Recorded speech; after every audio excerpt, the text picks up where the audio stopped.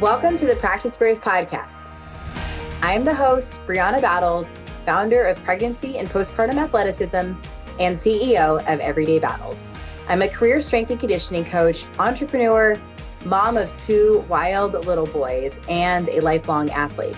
I believe that athleticism does not end when motherhood begins, and this podcast is dedicated to coaching you by providing meaningful conversations, insights, and interview topics related to fitness, mindset, parenting, and of course, all the nuances of pregnancy and postpartum. From expert interviews to engaging conversations and reflections, this podcast is your trustworthy, relatable resource for learning how to practice brave through every season in your life. Hey everyone, welcome back to the Practice Brave podcast. Today's episode is going to be all about how to improve your business and coaching in 2024. Now, I know that this tends to be a focus that a lot of us have at the end of the year and moving into, the quarter one of the following years, kind of looking at what we're doing, how we're doing it, how we can make it better for client experience or for our overall lifestyle and growth.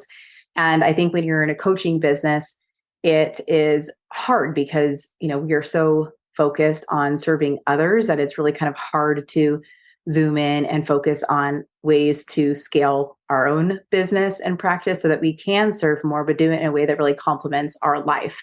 So I've implemented a lot of these tips throughout my 10 years in coaching and having a business. And I've also seen the challenges that the coaches that I certify experience. The pregnancy and postpartum athleticism coaches, many of them are established coaches and they start business and they add different offers and elements of the PMPA curriculum into their coaching, which is great. They evolve what they're doing and how they're doing it. And then we have other coaches that had no coaching experience and actually go on to start a small business. It kind of starts as a hobby, something they're doing off on the side. And then it evolves and grows in a way that, complements their life, their interests, and some income for their family. So I really see coaching being implemented and businesses being implemented at all scales. And it's been really incredible to see that in such an intimate way. So again, these are some tips that I use when I really have to analyze my own next best thing, next right thing in my business. And I think it's also a way to help narrow what other coaches need in order to scale their business, scale their offers, or even just start to begin with. So let's start there. The first thing is when you have the idea, when you have the inspiration, when you feel that in your gut that I feel like we just are given little clues over time, what people say, different things that come up, different things that we're asked about. There are so many clues and hints that we are given, and we start to know, we can pick up on that pattern. When you have that happen, when you're constantly having people ask you, a very specific question about nutrition or about their pregnancy or about their postpartum or about their knee injury. So if you're a physical therapist, for example, pick up on the clues of things people are coming to you for, and not just other people. Pick up on the recurring themes that you are feeling called to do as a coach. What do you keep coming back to? The thing that you're I thought about doing that, but I'm not sure if that's the next right thing. That is a significant clue as to, yes, it actually becoming the next right thing.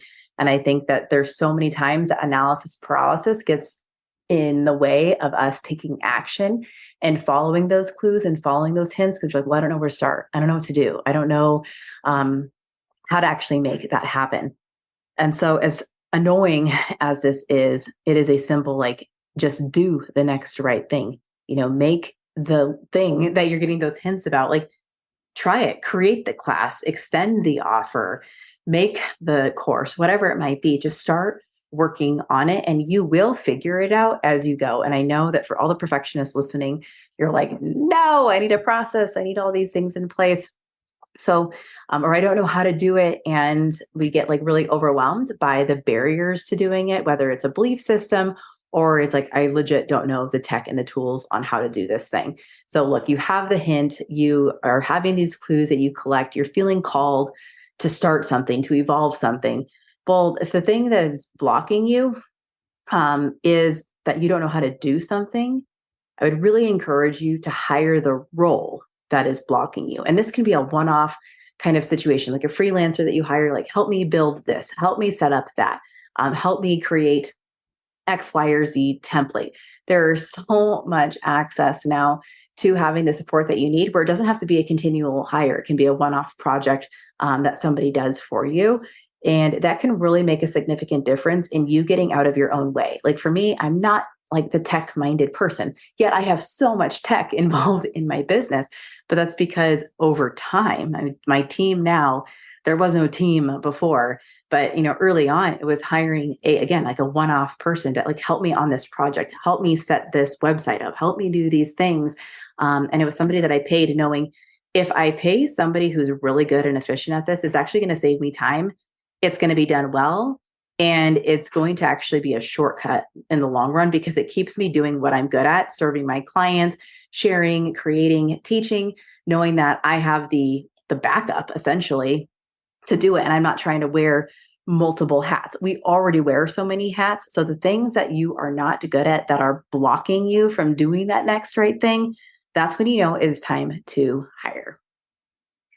The next thing is something that I think a lot of people maybe experience some imposter syndrome around, or they're nervous to do. But I am telling you, and I've experienced this moving and starting over the last couple of years here, trying to just get immersed in a community, is like make the contact, shoot your shot, whether it's online to somebody that you want to work with, want to collaborate with, want to learn from, or somebody that is in your community that you want to make a contact with a pelvic floor physical therapist, for example. That's a really popular connection that PNPA coaches are seeking to me. But they're like, well, I don't know what to email. I don't know what to say. Do I ask, them out to coffee, or like, what do I do? And there's so many ways of just getting the ball rolling, but so many people never hit send. They never write the email in the first place because they just don't commit to making that contact. There is so much to be gained by shooting your shot because most people do want to collaborate. They do want to, get involved. They do want to learn. They do want to know who the person is that they can refer to for X, Y, or Z. Whether it becomes an established relationship or not, it is a point of contact, and your points of contact will serve you so well long term as you are growing a business, whether it is online or in person. Your involvement with your network around you locally, like your real life network, is powerful. And like that has to be dialed in. So if you know that you need to email that lactation consultant, that physical therapist, that OBGYN, if you know that there's an opportunity to go meet people at like some kind of networking event, you need to go. You have to go. If you're at a social event, when you're with friends and, other people like ask you what you do, like share what you do. Like there's so many people that are like, oh, I don't know. And they kind of like downplay themselves or downplay their business, but like let other people brag for you. And then, be able to speak about what you do and why you love it, why it's important. And it's not even like you're selling by simply sharing, and it doesn't feel gross. And that all starts by just honestly being communicative, shooting your shot with different people, and sharing when you are in social settings and saying yes to those opportunities. There's so much that just will take you so incredibly far in really growing and scaling, or frankly, even just starting. And the next one is playing the long game mentality. So many of us, we want, and I say this like myself included, like we have the idea and I want to bring it to life tomorrow. Like that's not practical. Sometimes from the idea to the sorting out the details to the putting to action, like that can take a long time.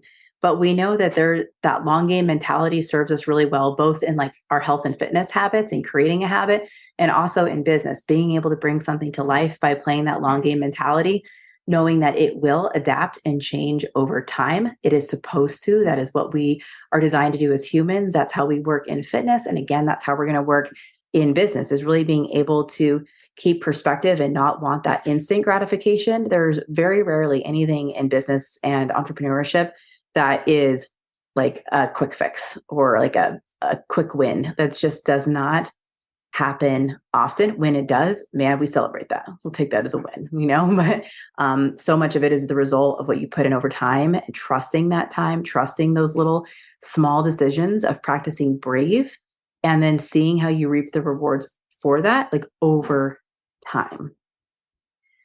And now to kind of complement what I talked about in terms of shooting your shot, like getting involved in your community is so incredibly key. Making those contacts, not just like, yes, it's one thing to go out to lunch. It's one thing to send off some emails, but really getting involved in your community, knowing the other gyms, knowing the other trainers, knowing the other physical therapists, knowing like the complementary businesses to you, or honestly, even just going to like, what's the local coffee shop that you have? Are you going there consistently supporting other small businesses? That's one example of many, but really trying to get yourself immersed. And that was one thing I tried to focus on when I moved to Idaho from Southern California a couple of years ago. Was okay, like nobody knows me here. I was really involved in my community in Southern California, but no one knew me here. And even though I'm not coaching people, I'm not taking like on classes and like real life clients in my community right now,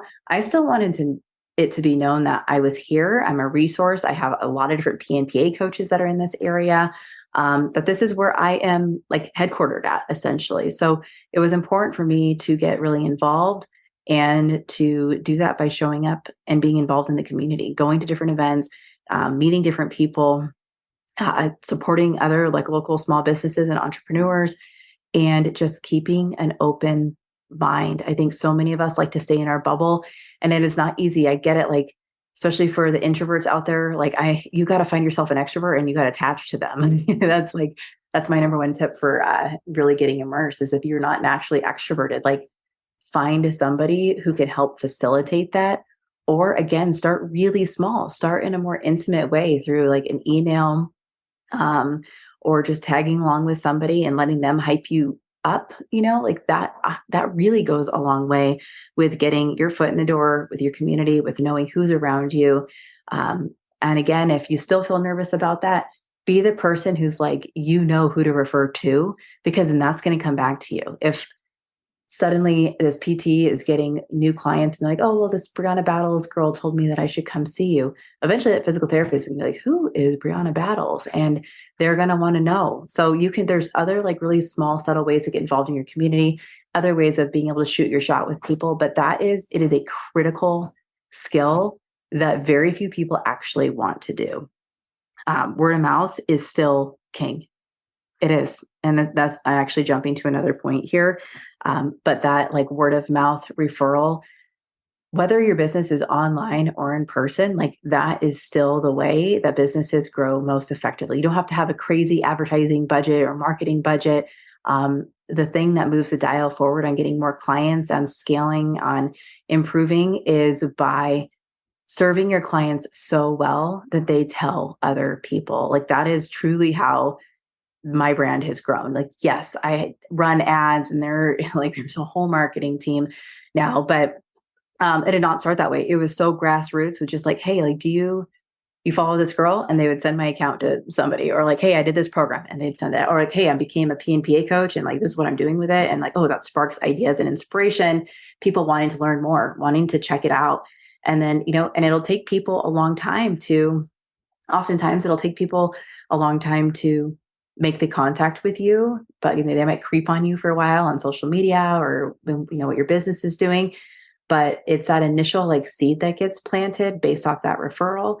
And then maybe they don't join right away, maybe they never join, but they know you exist. And that goes a very long way, because even if they decide, like I'm not interested in that kind of coaching, they might hear another friend who's like, oh, well, I want to learn more about pre and postnatal fitness or whatever. And they're like, oh, well, actually, I follow this girl. I know she has a certification. And like, that's how clients will come to me. It is a long game of being consistent over time, providing high value and getting on people's radar, knowing that your service and your consistency is what will do way more marketing for you in like a really sustainable way in the long run. Another piece that I want to encourage is when you're like thinking of, I have the idea, I'm wanting to scale, I'm wanting to start this, whatever it might be.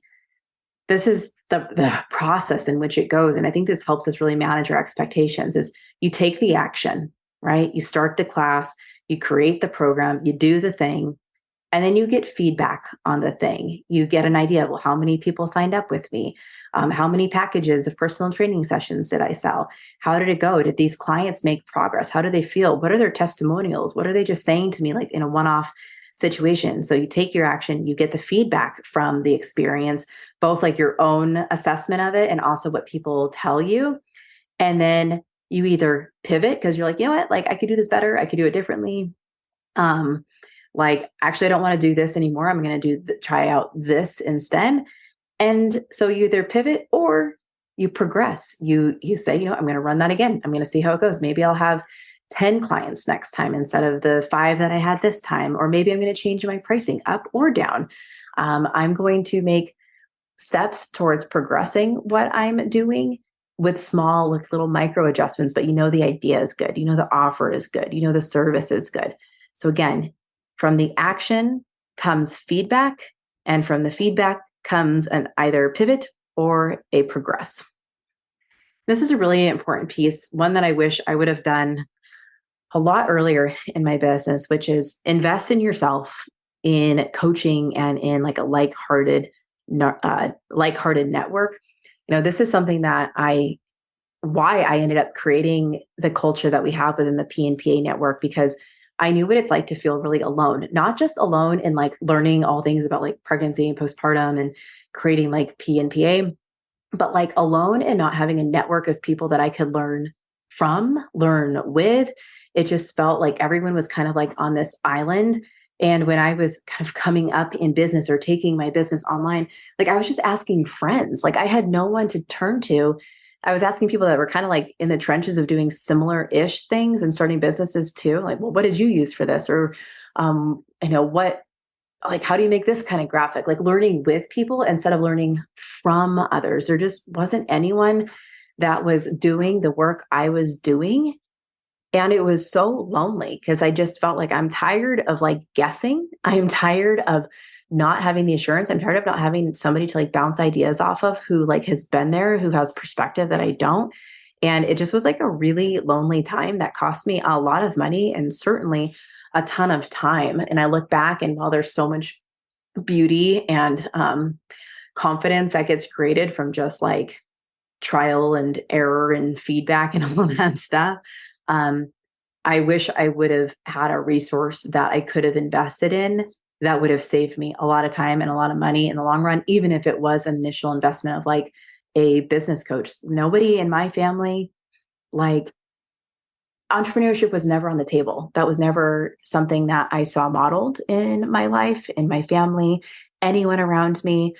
It was never an option that was presented in undergraduate or graduate work. It was, especially in like the exercise science realm, it was very much like you go to, physical therapy school, or you are a PE teacher, or like just kind of like really broad, actually probably more just specific paths instead of like broad options. And beyond like a brick and mortar, like starting a PT clinic or something, like there just was not any options or talk of entrepreneurship. So many people didn't even know this was an option. And today we have so many opportunities to pursue entrepreneurship, but we still don't have a lot of guidance because it maybe wasn't modeled for us. Like maybe you don't come from a family of small business owners, or if you do, well, business certainly looks different now than it did 10 years ago, 20 years ago, 30 years ago. And there's so many more logistics and things that have to be considered. Some things are probably a lot easier and other things are a heck of a lot more complicated. So you want to find somebody and be networked with people that get it, that have been there recently, that get what you do, get how you think, get how you operate, and are like with you. They truly get you. And that is something that I'm going to be offering in 2024, is that kind of intention of business coaching, making sure you actually just get the results that you want and that you have the perspective and guidance of somebody who's been there, who has done that, and can be in the trenches with you. Because I know that's, the become who you needed sentiment, that's a huge cornerstone of the PNPA brand. Well, like that doesn't stop at just coaching. It continues on into business. It's, becoming who you needed. Well, I want to become the person who's helping guide these businesses and these entrepreneurial efforts because it's really empowering for people to discover those opportunities within themselves, especially when it has been presented as like an option for them. Or maybe it is something they've been doing, but they've been doing it alone and they need someone who has like different perspective, different scope. Being able to invest in yourself, invest in your growth in your business is such a huge opportunity that ultimately saves you a lot of time and money in the long run, because you do get a few shortcuts in ways where you're not spinning your wheels. And then the next one is when it comes to creating content, because I'd venture to say most businesses need to have some kind of content that complements what the work that they're doing. You don't have to be a social media influencer. You do not need a lot of followers, but you need content that complements your life and does not complicate it for yourself or for the people trying to consume it. You want to keep it simple so that you can be really consistent in your deliverability. That doesn't mean you have to like post every single day, but use your real life to help create content. The experiences you had when you were rehabbing your knee, when you did this competition, when you were pregnant, when you were postpartum, or use examples of your clients. This client who's recovering from this knee surgery, this client who is working on improving her diastasis, this client who used to pee when she jumped, or this client who whatever, like we have so many different options. Sharing about the class that you're coaching. So if you're working and doing like a 6-week postpartum program, for example, you can share what it looks like there. So the people that are creeping on you, the ones, remember, that you maybe were, there was some word of mouth on, or you were able to shoot your shot, but they're wanting a little bit more information and insight.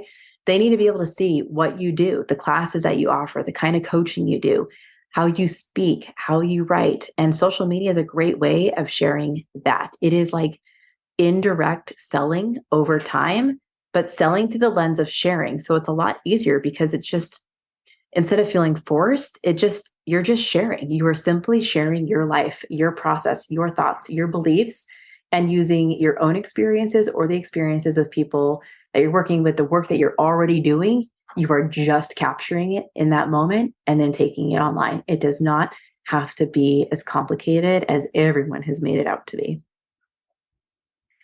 And then I want you to remember that, business and entrepreneurship complements your coach brain. If you are a coach, that means you have a very specific kind of heart, very specific kind of brain. You care a lot, and you understand that, we make progress over time. We understand progressive overload, but like, what about progressive overload as a like business model, right? Where we understand the value of delayed gratification, that it's not about a quick win or a quick result. There are no quick fixes here, but there is a way to get wins, and the wins feel better when you have put in the work for it. You understand delayed gratification and how that pays off in our health, our fitness, making gains, being able to peak accordingly. We get all of that when it comes to coaching and fitness. Well, it's the same thing as business, and it's really being able to, periodize your process. We get that. And business is the same thing. We have to start looking at your business venture the same way you would periodize your programming and your expectations for the people that you're coaching.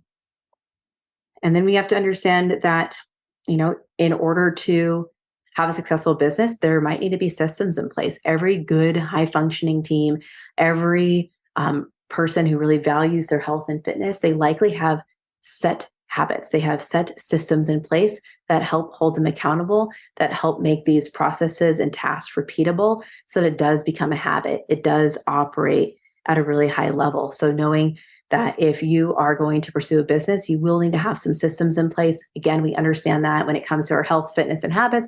And sometimes it can be, hard because we don't always know what to do or what we need when it comes to implementing like different systems and tech and tools in our business. But that is what will make your life a lot easier once it is established.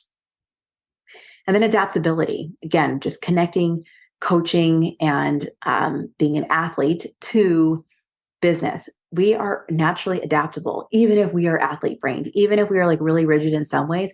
We also understand that adaptability is part of the game. Like we do know that.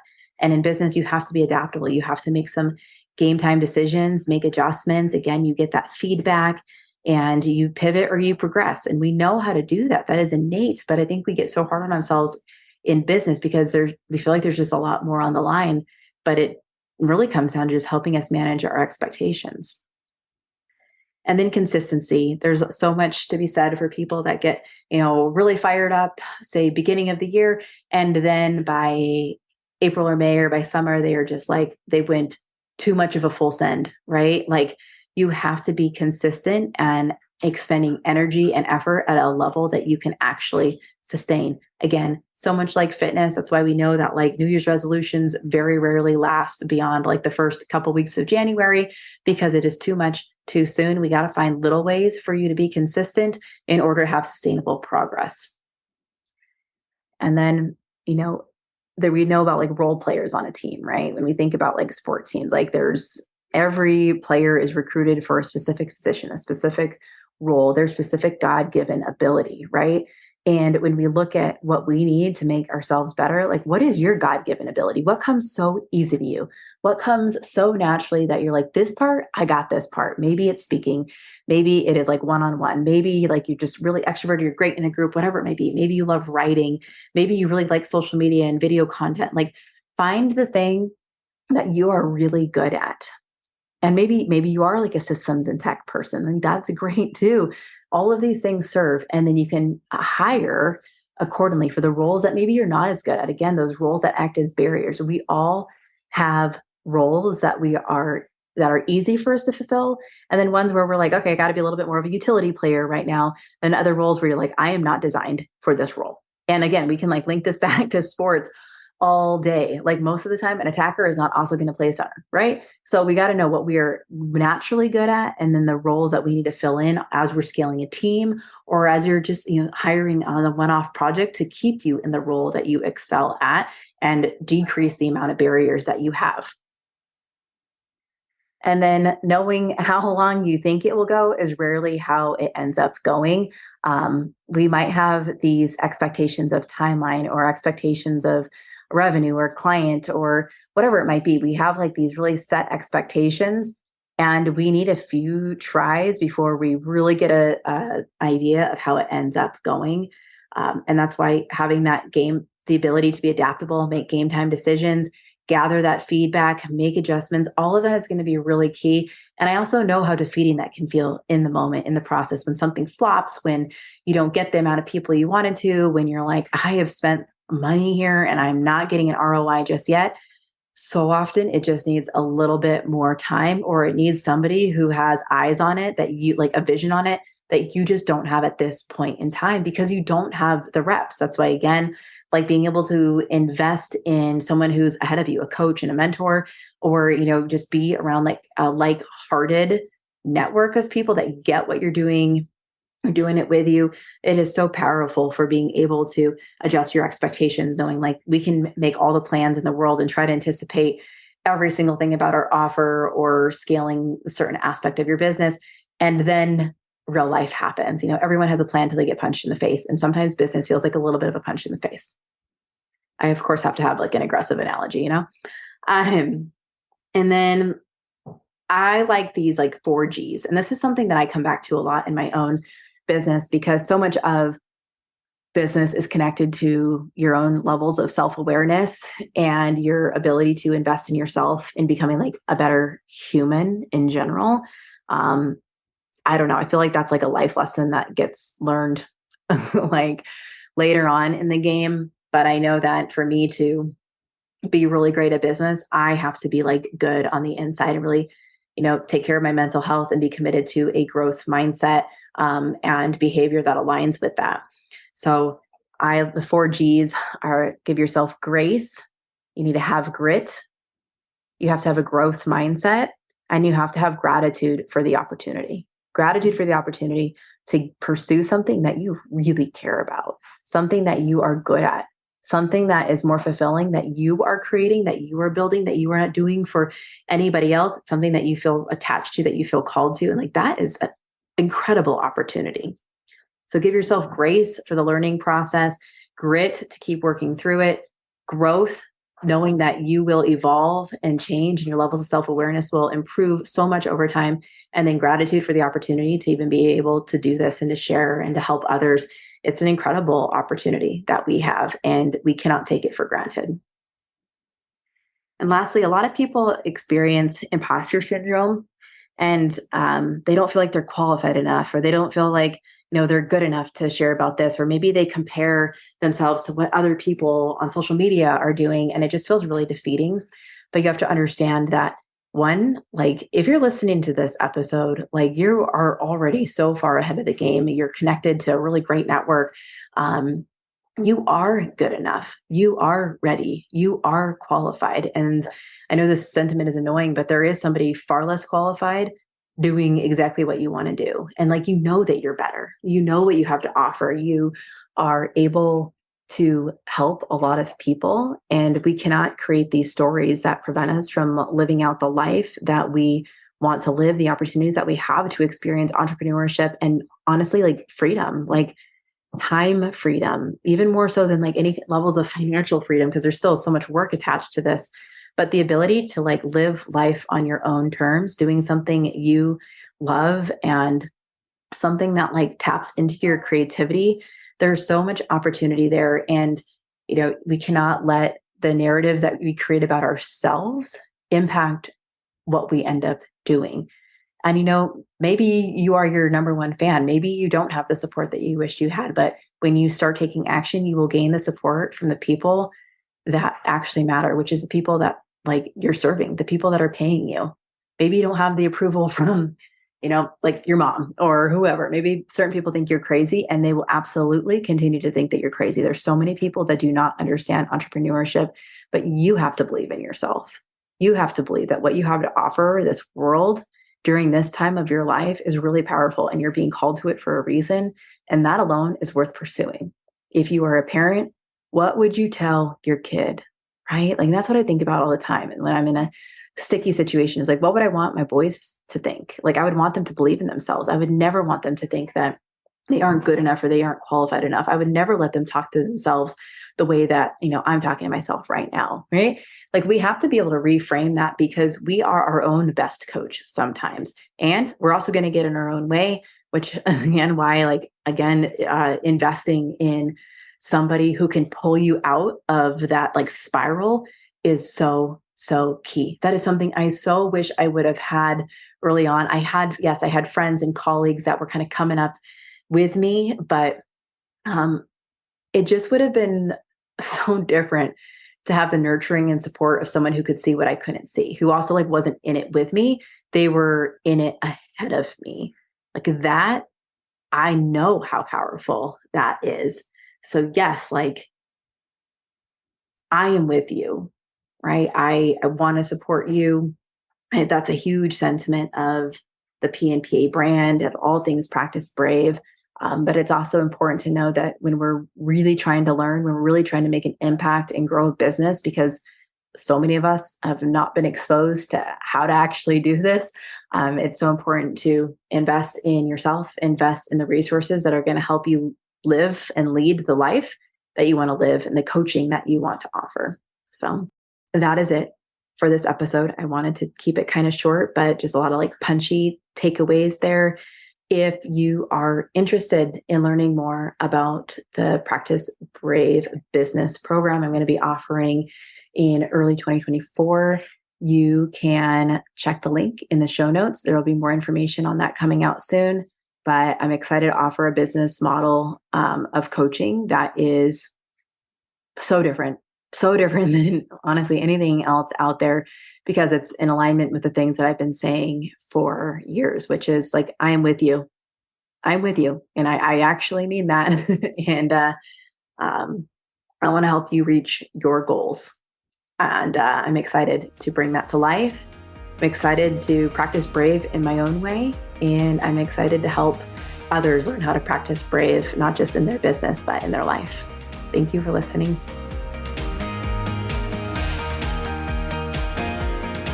Thank you so much for listening to this episode of the Practice Brave podcast. If you enjoyed the show, please leave a review and help us spread the work we are doing to improve the overall information and messaging in the fitness industry and beyond. Now, if you are pregnant and you are looking for a trustworthy exercise program to follow, I have you covered. The Pregnant Athlete Training Program is a well-rounded program for pregnancy with workouts for each week that are appropriate for your changing body. That's 36 weeks of workouts, 3 to 4 workouts each week, and tons of guidance on exercise strategy. We also have an at-home version of that program. If you are postpartum and you're looking for an exercise program to follow, the 8-week Postpartum Athlete Training Program would be a really great way to help bridge the gap between rehab and the fitness you actually want to do. From there, we have the Practice Brave Fitness Program, which is an ongoing strength and conditioning program where you get new workouts each week and have a lot of guidance from myself and my co-coach, Heather Osby. This is the only way that I'm really offering ongoing coaching at this point in time. If you have ever considered becoming a certified pregnancy and postpartum athleticism coach, I would love to have you join us. Pregnancy and Postpartum Athleticism is a self-paced online certification course that will up-level your coaching skills and help connect the dots between pelvic health and long-term athletic performance, especially during pregnancy and postpartum. Become who you needed and become who your online and local community needs by becoming a certified pregnancy and postpartum athleticism coach. Thank you again for listening to the Practice Brave podcast. I appreciate you, and please help me continue spreading this messaging, this information, and this work.